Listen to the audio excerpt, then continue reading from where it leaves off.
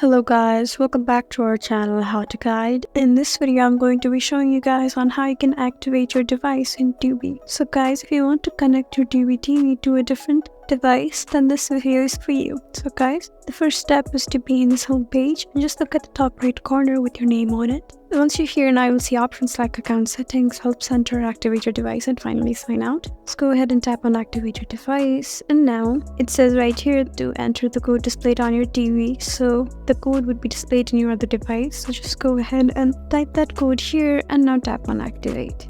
And in this way you can successfully able to activate your device. So guys, there you go. That's how you activate your device on Tubi TV. Hope this video was helpful for you.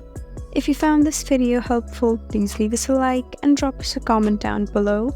And if you want more helpful videos like these, then please subscribe to our channel. We'll see you again next time. Thank you for watching.